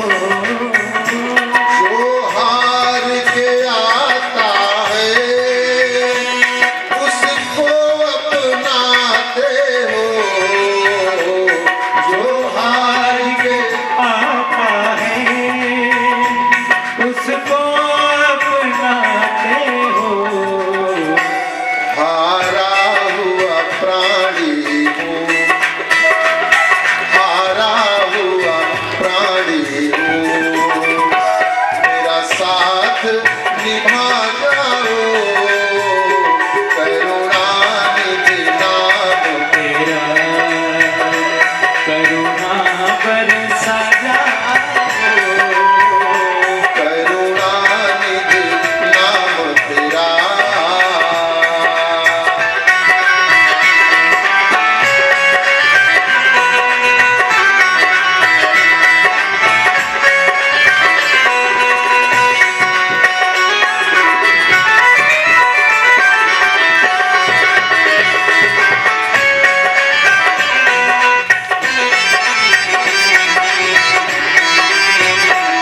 मेरा दिल ये पुकार रहा, तेरी बाट निहार रहा, मेरा दिल पुकार रहा, तेरी बाट निहार रहा। क्यों देर लगाई है, क्या कर श्रृंगार रहा, क्यों देर लगाई है, क्या कर श्रृंगार रहा। मेरा मन बड़ा व्याकुल है, मेरा मन बड़ा व्याकुल है, इसे धीर बना जाओ, मेरा मन बड़ा व्याकुल है उसे धीर बढ़ा जाओ। करुणानिधि नाम तेरा, करुणा बरसा जाओ, करुणानिधि नाम तेरा, करुणा बरसा जाओ मेरे मोहन। दर्द जमाने ने होकर जो लगाई है, दर्द जमाने को कर जो लगाई है। हर दर्द की सांवरिया तेरे पास दवाई है, हर दर्द की सांवरिया तेरे पास दवाई है। प्रभु प्यार से आकर के, प्रभु प्यार से आकर के एक बूंद पिला जाओ, प्रभु प्यार से आकर करके एक बूंद पिला जाओ मेरे मोहन। करुणानिधि नाम तेरा, करुणा बरसा जाओ, करुणानिधि करुणानिधि करुणानिधि नाम तेरा। बोलिए भक्तवत्सल भगवान की। भगवान सुखदेव कहते हैं इस प्रकार बालकृष्ण ने पूतना जैसी राक्षसी का उद्धार किया और उसके बाद तृणावर्त नाम का एक राक्षस आया।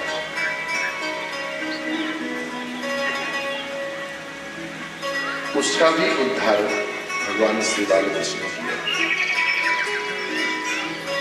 माता यशोदा को विराट रूप का दर्शन कराया। राम जी ने कौशल्या को विराट रूप का दर्शन कराया। देख रावा माता ही निज अद्भुत रूप अखंड रोम रोम प्रति लागे कोटि कोटि। भगवान श्री कृष्ण ने भी मैया यशोदा को अपने विराट रूप का दर्शन कराया। एकदा भरकमादाय स्वांगमारोप्य भामिनी प्रसन्नतं पाययामास स्तनं स्नेह परिप्लुता। पीत प्रायस्य जननी सा तस्य सुचिरे स्मितं सुखम लालयती राजम। एक दिन प्रातः काल की वेला माता यशोदा ने बालकृष्ण को स्नान कराया, श्रृंगार किया और गोद में लेकर के स्तनपान करा दिया। माँ ने सोचा पहले इनको दूध पिला करके फिर पालने में लेटा दो, उसके बाद अपने घर के कार्य में लगे। गोद में लिया और स्तनपान प्रारंभ कर दिया। भगवान श्री बालकृष्ण भी माँ की गोद में बड़े सुख के साथ दूधपान करने लगे और माता यशोदा भी बड़े प्यार से उनको सहलाती रही, देखती रही। दोनों प्रेम में डूबे हुए, माँ भी बेटा भी। और 8 बजे सुबह दूध पिलाने बैठी गोद में लेकर, अब दोपहर के 12 बज गए, न इनके स्तनों का दूध खत्म हुआ न उनका पेट भरा।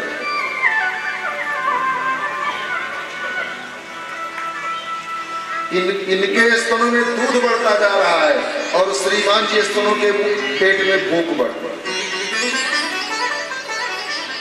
माता यशोदा ने अचानक देखा, बाप रे 4 घंटे हो गए,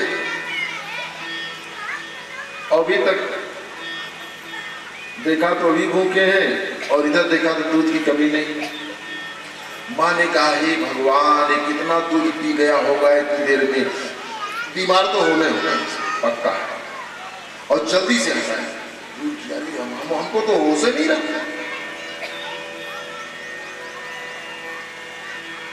डॉक्टर को दिखाना पड़ेगा। भगवान बालकृष्ण समझ गए, सोने का बहाना किया और जब दूर किया तो चौहाई ली और मुंह खोला। और जब मुंह खोला तो अग्नि तरह विश्व शिव चतुरा अनेकों सूर्य, तीनों लोगों का दर्शन हुआ भगवान के मुझे यशोदा। तीनों लोकों में मृत्युलोक का दर्शन हुआ। मृत्युलोक में जम्बूद्वीप का दर्शन हुआ। जम्बूद्वीप में भारतवर्ष का दर्शन हुआ। भारतवर्ष में मथुरा का दर्शन हुआ। मथुरा में गोकुल का दर्शन हुआ। गोकुल में नंद बाबा का गांव दिखा। गांव में नंद बाबा का महल दिखा और महल में आंगन दिखा और आंगन में यशोदा की गोद में कृष्ण दिखे। मां घबराई, ये मैं क्या देख रही, ये क्या? भगवान श्री कृष्ण ने संकेत किया, मां तू धन्य है, तू घबरा रही है, मेरा पेट खराब हो जाएगा, मैंने ज्यादा दूध पी लिया। मां, मेरे माध्यम से आज तूने त्रैलोक्य को क्षुधा की पूर्ति कर दी। अकेला मैं नहीं मां, देख मेरे अंदर, मेरे माध्यम से आज तेरे दूध को ये तीनों लोगों के जड़ चेतन प्राणी पी रहे हैं, केवल मैं नहीं पी रहा हूं।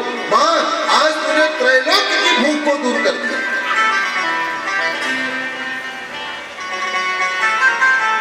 माता यशोदा आश्चर्यचकित हुई। भगवान ने मुंह बंद कर दिया। यशोदा ने कहा ये क्या किया?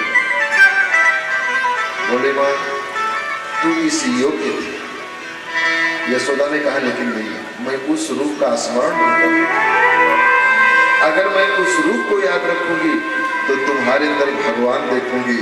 मैं तुमको भगवान नहीं, मैंने तुमको अपना छोटा सा शिशु मानकर प्रेम कर। ऐसी कृपा करो कि वो सारी चीजें मेरे दिमाग से विस्मृत हो जाए। थोड़ा सा समय बीता, भगवान घुटबुन चलने लगे। एक दिन वसुदेव जी ने अपने पुरोहित गर्गाचार्य को बुलाया। गर्गा पुरोहितो राजन यदूनां सुमहातपा व्रजं जगामनन्दस्य वसुदेव प्रचोदिता। वसुदेव जी ने अपने कुल पुरोहित गर्गाचार्य का पूजन किया, सम्मान किया और हाथ जोड़कर निवेदन किया, महाराज मेरा बेटा बाबा नंद के यहाँ जाओ और उसका नामकरण संस्कार करके। गर्गाचार्य को बोला कि आते। नंद बाबा ने सम्मान किया, आसन पर बिठाया, चरण धोया। गर्गाचार्य जी बताया कि यदूना महाचार्य ख्यातस्य भुवि सर्वता सुतं मया संस्कृतं ते मन्यते देवकी सुतम। नंद बाबा ने पूछा महाराज कैसे आगमन हुए? आप तकलीफ उठाए, मुझे आदेश कर, क्या सेवा करूं? यदुनाम आचार्य, दुनिया जानती है कि मैं यदुवंशियों का आचार्य हूं, मेरा नाम गर्गाचार्य। मेरे यजमान वसुदेव की पत्नी रोहिणी यहाँ रहती है, मुझे उनके बेटे का नामकरण संस्कार करना है। वसुदेव जी नंद बाबा ने कहा कि वसुदेव के बेटे का ही क्यों, मेरे भी बेटे का नामकरण संस्कार कर दो महाराज, यशोदा के भी। बोले अपने पुरोहित को बुलाओ। क्यों आप ऐसा करें? बोले अब आप जैसा श्रेष्ठ कौन होगा, कृपा कर दो।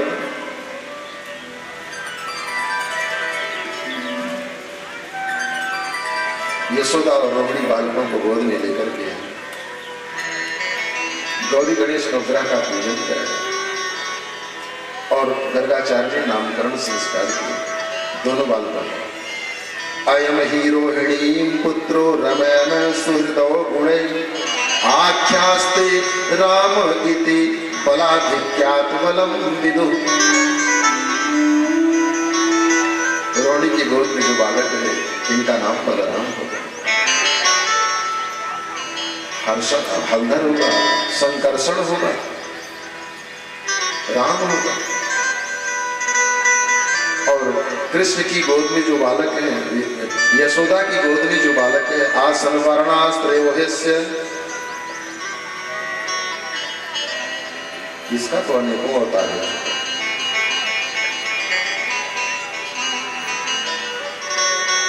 इस बार श्याम वर्ण को चुना है, शुक्ल वर्ण में आया है, श्वेत वर्ण में आया, रक्त वर्ण में आया। इस बार श्वेत वर्ण में, कृष्ण वर्ण में, श्याम वर्ण में। इनका नाम कृष्ण होगा, इनका नाम गोपाल होगा, इनका नाम गोविंद होगा, इनका नाम मुरलीधर होगा, इनका नाम भाग्यधारी, लीलाधारी, गोवर्धनधारी, रास बिहारी। गोपाल सहस्त्र नाम में जो 1008 भगवान श्री कृष्ण के नाम दिए गए हैं, उन 1008 नामों का उच्चारण कर दिया बैठे बैठे, भाव में इतना डूब गए। और अंत में कहते हैं कि हे यशोदा तू बड़भागिनी है, मुझे तो ऐसा लगता है कि मेरा जो इष्ट 4 हाथों वाला नारायण है वही तेरा पुत्र बनकर 2 हाथों वाला कृष्ण बनकर आ गया।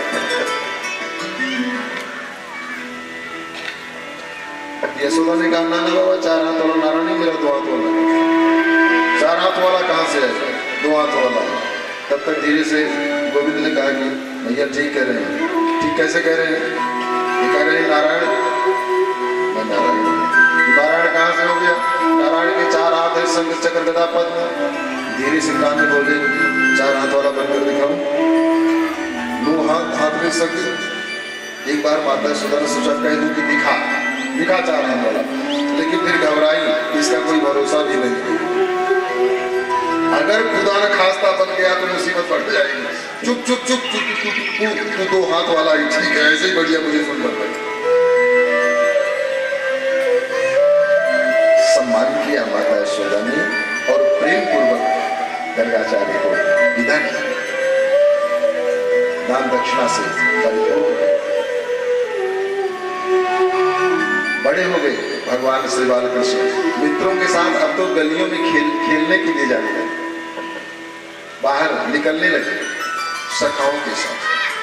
और जब बाहर निकलने लगे तो माता यशोदा ने मित्रों को, सबसे छोटे एक थे, मित्रों को और बलराम को बुलाकर समझाया, देखो बाहर खेलने के लिए जा तो रहे हो तुम कृष्ण को साथ लेकर के, ध्यान देना कहीं ये मिट्टी न खाने पाए।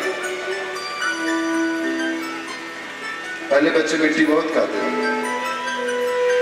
ना, अब नहीं खाते, नहीं अब नहीं खाते, पहले खाते। अब सूखा रोग कहाँ, यदा कदा होता है।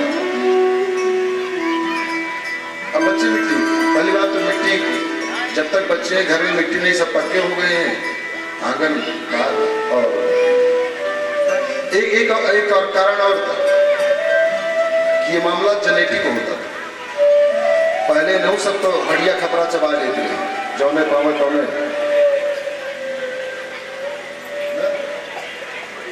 तो ये सब बस के पड़ी रहा है तो लड़कों भाई बात कहाँ वासन तो। अब ये माताएं भी मिट्टी का सेवन नहीं करती हैं। तब माता यशोदा ने कहा, देखो ध्यान देना, सावधान, ये कन्हैया मिट्टी मत खाओ, बालकों को, तुम लोग बड़े हो, ध्यान देना मिट्टी में खाने पर। और जितने समझाया था, ध्यान देने की बात की थी, वही काम कर दिया है। आचार्य सुखदेव वर्णन करते हैं, एकदा क्रीडमानस्ते रामाद्यागोपदारका कृष्णो मृदम भक्षित वानिति मात्रे निवेद। मित्रों के साथ बाल लीला करते हुए भगवान श्री कृष्ण ने एक मिट्टी का टुकड़ा उठाया और मुख में डाल दिया। सारे सखा चिल्लाए, तूने मिट्टी खाई, कन्हैया तूने मिट्टी खाई, दौड़ो भैया से बताओ, इसको मना किया था बेबी मिट्टी खाई। सारे मित्र दौड़े आगे आगे, उनके पीछे पीछे बलराम, उनके पीछे कृष्ण दौड़ करके आए, भैया भैया यशोदा भैया, तेरो लाला ने माटी खाई, यशोदा सुनो।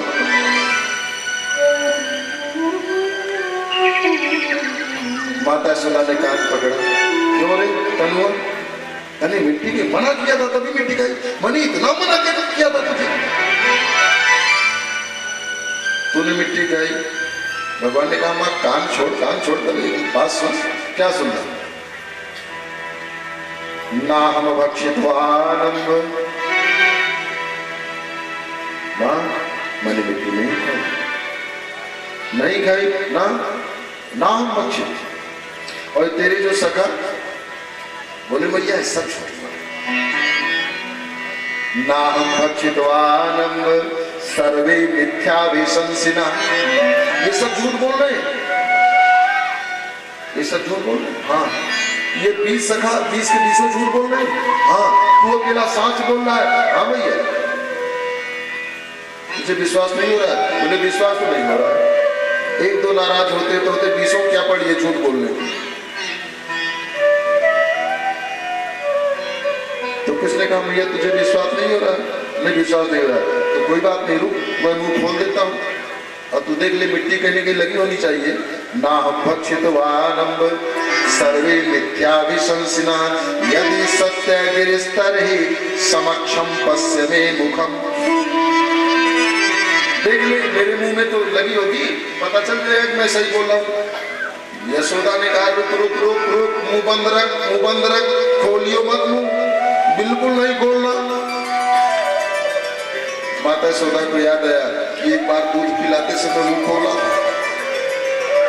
और और कहीं फिर खोल दिया। उस समय तो अकेली थी, यहाँ तो 20 सखा है और लोग हैं, आप बड़ा बिगड़ जाएगी। बंद बंद बंद बंद। तो फिर पता कैसे चलेगा कि मैं सांच बोलूं? मेरे पास तरीका है। क्या तरीका है? बोले दादा बलराम दादा पीछे आओ जाइए। हाँ भैया इधर माँ ने बड़े प्यार से बुला रहा हृदय से। मेरा बलराम दादा कभी झूठ नहीं, बहुत सच्चा। बेटा तुम बताओ। अब बलराम दादा ने कहा अगर बता दूं कि हाँ खाई थे, कहेगा कि बलराम दादा भांग का गोला छानते हैं, हमने तो मिट्टी खाई है। लेकिन करूं तो करूं क्या? बेटा तुम बताओ, इसने मिट्टी खाई? बलराम दादा ने कहा भैया मिट्टी तो इसने खाई। अब माता सूर्य फिर कान पकड़ा। रुक जमा, तो कान के पीछे ही पड़ गई। कान कहीं जा रहा है, तो बात पूरी हो जाने में तुम बात में कान को पकड़ लेती है। तो माता सूर्य ने कहा बात अधूरी है। बोले बात तो जो थी वो भी उससे भी अधूरी हो गई। माता ने कहा क्या? बोले मैंने मिट्टी नहीं खाई है ना हम बच्चे। तो यशोदा ने कहा कि बलराम दादा भी झूठ बोल रहे हैं। देखो मर्यादा। जब यशोदा ने कहा कि क्या बलराम दादा भी झूठ बोल रहे हैं, तो कृष्ण ने ये नहीं कहा कि हाँ बलराम दादा भी झूठ बोल रहे हैं। और अगर ये कह दे कि बलराम दादा भी झूठ बोल रहे हैं, तो छोटे बड़े भाई का सम्मान और प्रेम कहाँ है? सखाओं के लिए तुरंत बोल दिया सर्वे मिथ्या विसंसिना। जब बलराम की बारी आई तो क्या है बलराम दादा भी झूठ बोल रहे हैं? तो गोविंद ने कहा मां ये बात मुझसे क्यों पूछ रही है? यशोदा ने कहा क्या? बोले बोल कौन रहा है? बोले बलराम दादा। बोले इनसे पूछ झूठ बोल रहे हैं कि साच बोल रहे हैं, मुझसे क्यों पूछ रही है? मैं तो यही जानता हूं कि मैंने मिट्टी नहीं खाई है। अब ये जाने झूठ साच क्या बोल रहे हैं।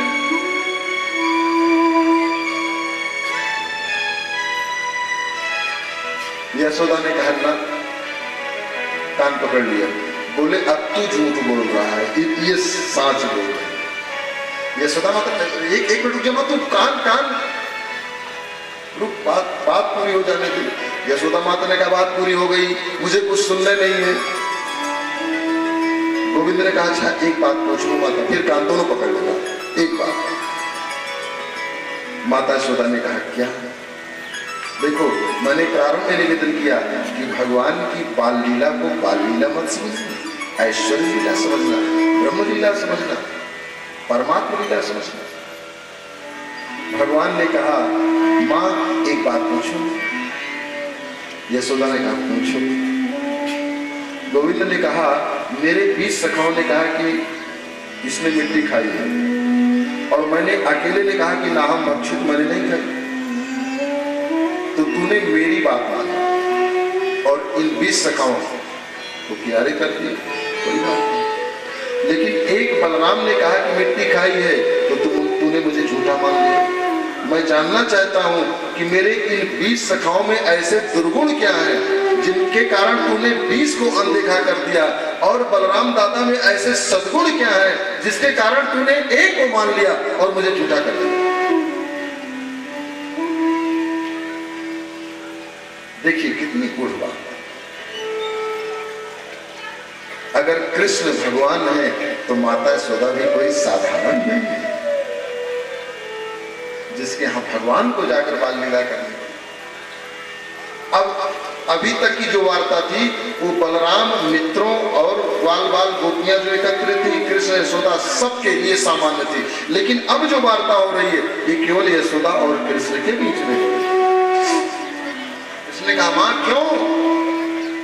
इन अन्य सखाओं में ऐसा दुर्गुण क्या है? मेरे जो 20 हैं, अकेले बलराम में ऐसा सद्गुण क्या है जिनके कारण तूने मुझे झूठा मान लिया? माता यशोदा ने कहा कन्हैया ये जो 20 सखा है ना, ये साधारण बालक है, सामान्य बालक है। और एक बालक को 2 आंखें, 20 को 40। इन 20 सखाओं ने 40 आंखों से देखा। जो बलराम जी है ना, शेष नाग के अवतार है। शेष को मुंह कितना है? 1000 सहस्त्र। तो जिसको 1000 मुंह होगा उसको आंखें कितनी होगी? 2000। माता यशोदा ने कहा इन लोगों ने 40 आंखों से देखा है, इसलिए इन पर भरोसा मैं नहीं कर रही हूँ। बलराम ने 2000 आंखों से देखा है, इसलिए बलराम की बात पर मुझे भरोसा है। 40 आंखों से देखने वाला गलत देख सकता है, लेकिन 2000 आंखों से जिसने देखा है वो गलत नहीं देख सकता। भगवान श्री कृष्ण मुस्कुराने लगे। गोविंद ने कहा मां तेरा तर्क तो बहुत जबरदस्त है, लेकिन एक बात मैं इसमें ऐड करना चाहता हूँ, कहना चाहता हूँ। माता यशोदा ने कहा क्या? भगवान श्री बालकृष्ण ने कहा कि मां 2000 नहीं 2 करोड़ आंख वो भी मुझे नहीं देख सकता। कब तक? जब तक मैं कृपा न करूं, और अगर मैं कृपा करूं तो एक भी आंख न हो, इन दोनों आंखों का अंधा हो वो भी देख सकता है। सोई जाने चही देहु जनाई, और जानत तुम्हें सूरदास दोनों आंख के अंधे थे। बाबा सूरदास सूर शतक लिखा, कितना बढ़िया सुना। सूरदास वृंदावन में अपनी कुटिया में बैठे रहते थे, और यहाँ गोसाई जी बिहारी जी का जो श्रृंगार करते वो वहां कुटिया में बैठे बैठे लिख डालते, नेत्रहीन होने पास सब दिखता और लिख डालता। बिहारी जी गोसाइयों को एक दिन बड़ी ईर्ष्या हुई, बोले यार हम लोग सेवा करते करते पत्थर घिस जा रहा है, हाथ जिंदगी घिस जा रही है, वो अभी तक भगवान को सुन पाए। अरे अंधरू,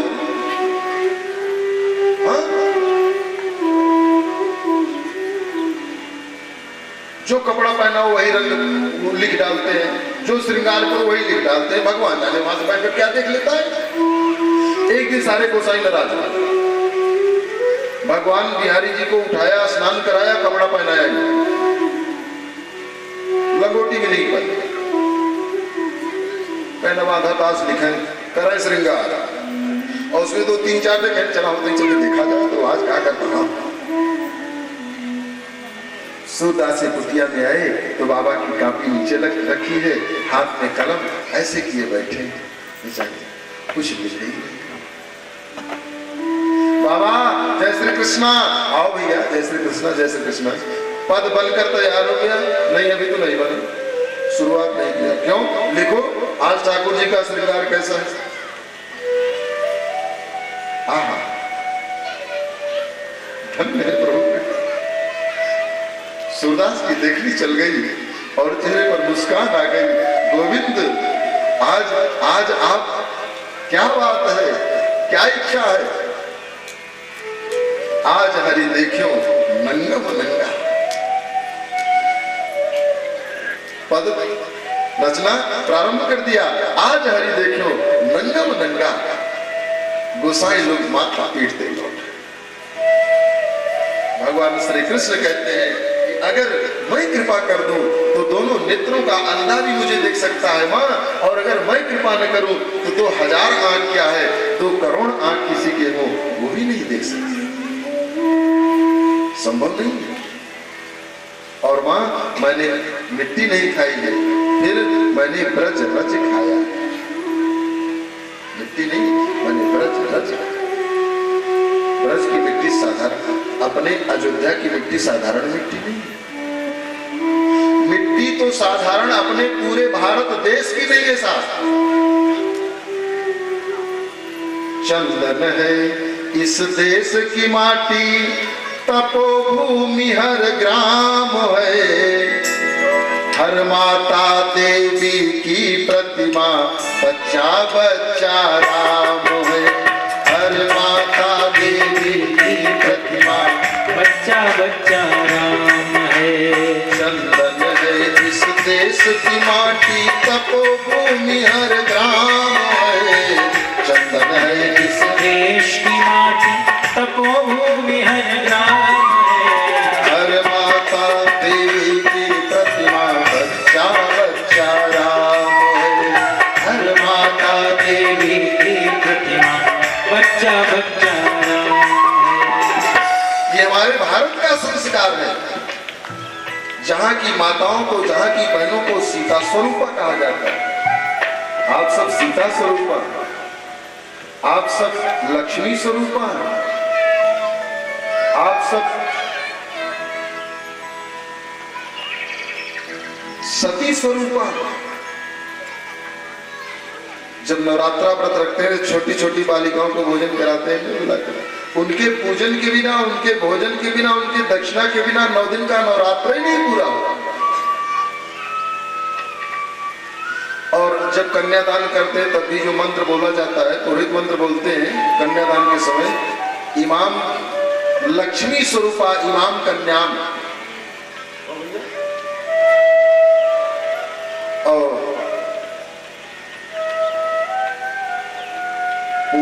पूतना त्रिष्टा तो ब्याह के बाद बनत जात, जो ब्याह के बाद विराट रूप धारण जब की विकराल।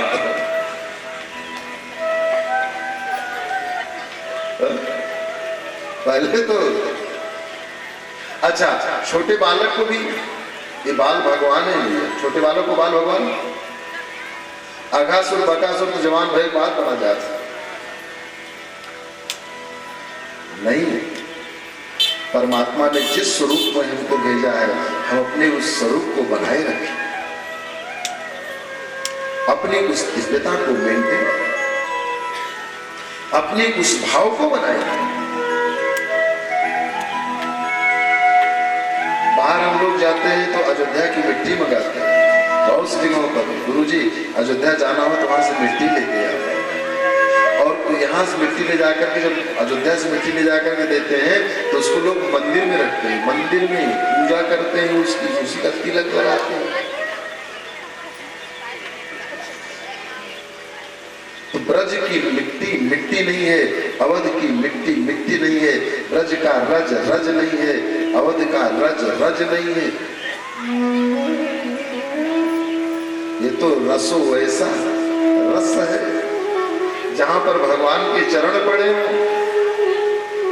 जहां पर नारायण के चरण पड़े हो, नारायण चरण से चिन्हित, नारायण चरण से स्पर्श, मिट्टी नहीं, उस पर पैर नहीं, उसको तो माथे पर रखना चाहिए, उसको तो शीश पर रखना चाहिए। थोड़े से और बड़े भी भगवान श्री कृष्ण, और बड़े होंगे तो फिर माखन चोरी की लीला प्रारंभ हो। यद्यपि भागवत में माखन चोरी की लीला की कथा कोई बहुत विस्तृत नहीं है, सांकेतिक है। अन्य ग्रंथों में माखन चोरी की लीला का विस्तार है, लेकिन श्रीमद् भागवत में माखन चोरी की लीला का विस्तार नहीं, सांकेतिक है। माखन चोरी किया, सखाओं गोपियों के यहाँ जाते और उनके मक्खन को चुराते, खुद न खाते, सखाओं में बांटता, मित्रों को बांटता, मित्रों को खिलाता। गोपियां आकर के उलाहना देती, मैया सोदा तेरा लगा चोर, माखन चोर, हमारे यहाँ मक्खन चुराता, लूटता है। माता सुधा ने कहा संभाल कर रखा करो, अंधेरे में रखा करो। रखती तो बहुत अंधेरे में, लेकिन न जाने कैसे इसको पता चल जाता है। अरे अंधेरा तो तभी तक था जब तक घर में प्रवेश नहीं कर रहे हैं, ये तो जहां प्रवेश करते हैं वहीं उजाला होने लगता है। अंधकार और अज्ञान तो इनके समीप टिक नहीं सकता। गोपियां आकर के उलाहना देती, भैया तेरा। माता सुधा ने समझाया, लाला चोरी बंद कर दे, अरे माखन की चोरी छोड़, कन्हैया मैं समझाऊं तो। 9 लख धेनु नंद बाबा के नितने माखन होए, फिर भी चोरी करे श्याम तने लाज शर्म दई खोए। अरे माखन की चोरी छोड़, कन्हैया मैं समझाऊं तो। माता ने गणेश चतुर्थी का व्रत किया, हे गणेश भगवान आप बुद्धि के देवता हैं, बुद्धि ठीक कर दो, ये चोरी न करे। भगवान कृष्ण ने सोचा कि गणेश भगवान की महिमा को थोड़ा बढ़ाना चाहिए। अब माता ने विश्वास से व्रत किया है, पूजन किया है, तो चोरी छोड़ देनी चाहिए। प्रातः काल मित्र लोग आए, बोले लाला आज किस घर को निशाना बनाना है? बोले माखन चोरी नहीं करना है। फिर हम लोग मक्खन कहाँ से खाएंगे? बोले तो सीना चोरी से खिलाएंगे, चोरी से। कैसे? बोले चलो हमारे साथ। यमुना किनारे पहुंचे, जिस रास्ते से गोपियां सर पर मक्खन छाछ दही बेचने के लिए जाती थी, रास्ते पर खड़े हो गए, एक गोपी सर पर मटकी में मक्खन रख के जा रही थी। उसको बोलना चाहिए कोई माखन लो, कोई माखन लो, लेकिन कृष्ण प्रेम भाव में डूबकर कोई माधव लो, कोई माधव लो। भगवान कृष्ण ने सुना, सखाओं से कहा, देखो मुझे मटकी में भरकर बेच रही है। सामने आ गए, बोले हे सखी क्या है इसमें? माखन है, मेरे मित्रों को दो। उसने कहा नहीं नहीं, हमारी सासू ने नाप तोल के दिया, इतना है, इसको बेचकर घर ले जाना। बोले ना दो। क्यों दूं? बोले टैक्स है। किस बात का टैक्स? बोले गुंडा टैक्स है। अगर बेचना है, व्रत में रहना है तो राधे राधे कहना, माखन देना। जबरदस्ती छीन लिया उससे और मटकी का आधा मक्खन निकाल लिया, जबरदस्ती। गई बेचारी, जो कुछ हुआ सो हुआ, घर में हजियत हुई। अगले दिन फिर सुबह गोपी फिर मिल गई, सामने खड़े हुए, मक्खन दो, कर के रूप में, टैक्स के रूप में। गोपी ने कहा खबरदार, बिल्कुल नहीं दूंगी। सामने हाथ पकड़ लिया, जबरदस्ती छुड़ाया और जाने लगी। आदत बिगड़ गई है, कल हमारे साथ तुमने। और जब हाथ, छोटे से बेचारे कहाँ पकड़ पाएंगे, जब हाथ छुड़ा करके धक्का देकर जाने लगी तो बगल के मित्र से गुलेल लिया, उसमें पंचा डाला, बोले सावधान जा।